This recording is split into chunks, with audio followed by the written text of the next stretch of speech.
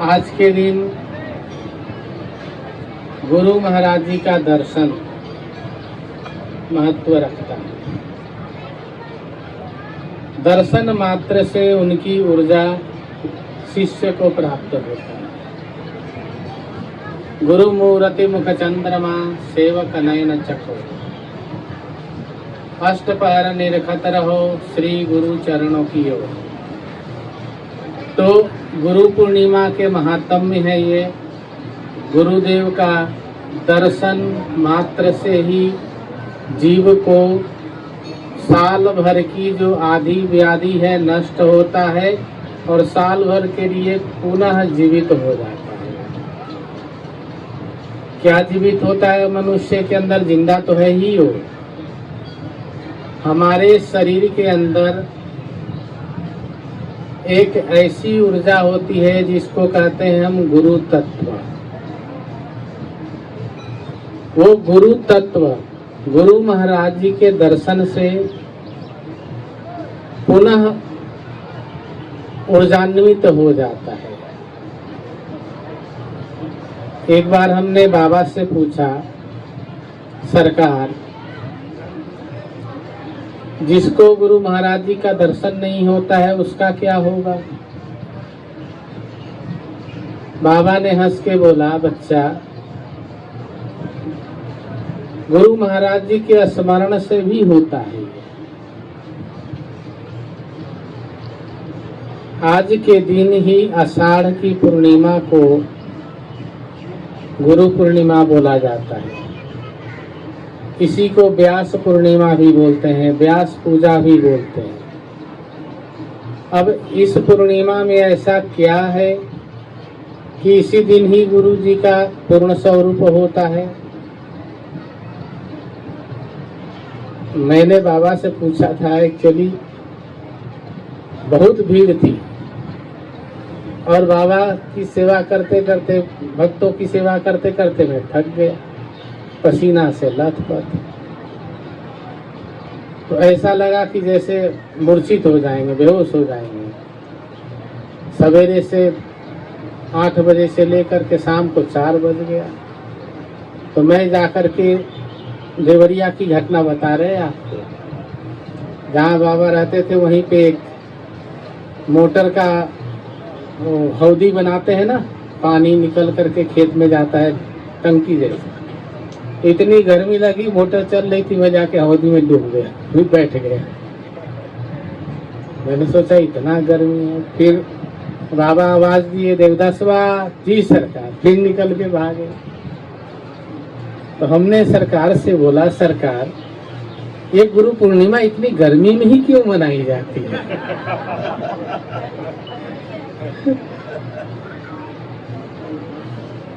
तो बाबा ने बताया, बच्चा, तू गौरेट है, तुम्हें हम बताते हैं। तो सरकार ने देखा मैं गीला गीला भाग के आ रहा हूँ, तो बाबा समझ गए कि इसको बहुत गर्मी लगा है। तो बाबा ने बताया कि बच्चा,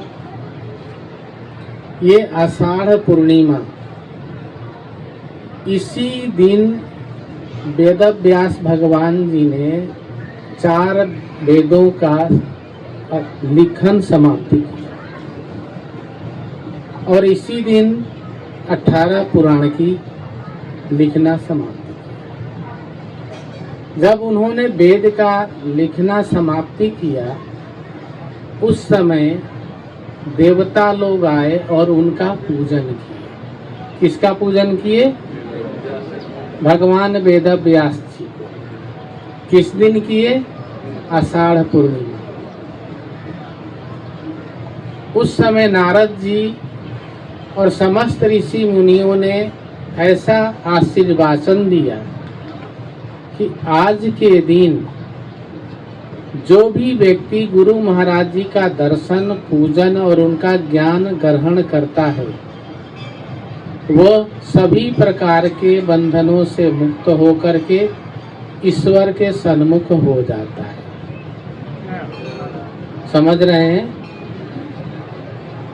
तो फिर बाबा ने बताया बच्चा भगवान वेदव्यास जी हिमालय में थे, ठंडी थे, वहां गर्मी थी नहीं, और बच्चा ये उस समय से सतयुग से चलता आ रहा है परंपरागत।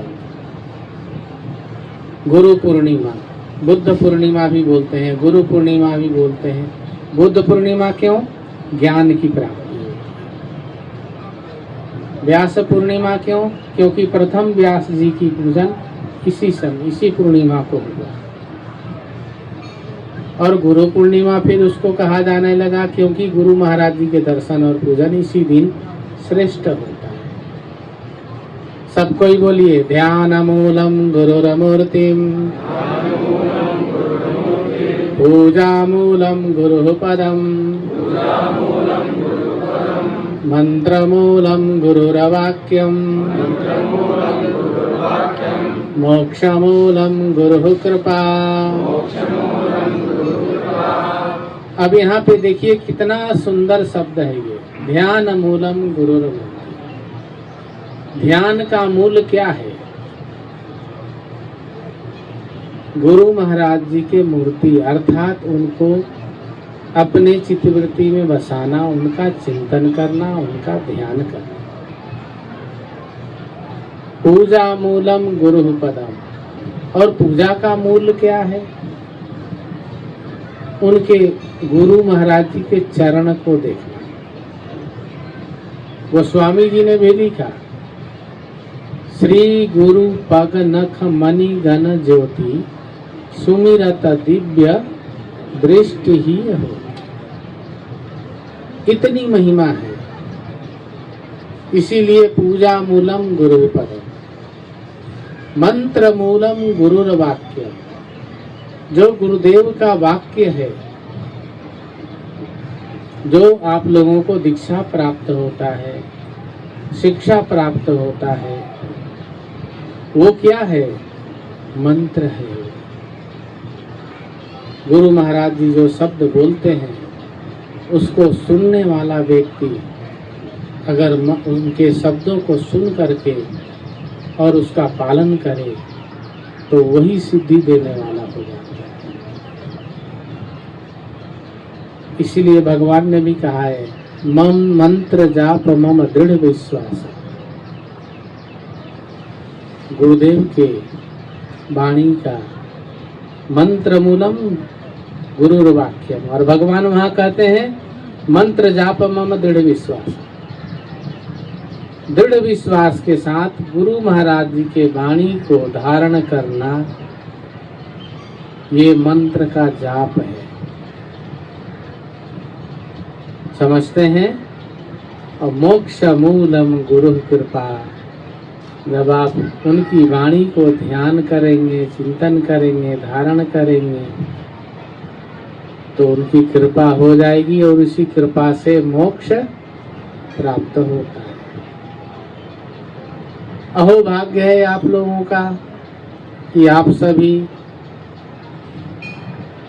ब्रह्म ऋषि योगी सम्राट श्री देवरहा बाबा की शरणागति हैं। उनकी शरणागति में रह करके आप लोग गुरुदेव के अभिषेक, दर्शन, सत्संग और गुरु आश्रम का सेवन कर रहे हैं। ये गुरु कृपा, गुरु महिमा का प्रत्यक्ष प्रमाण है।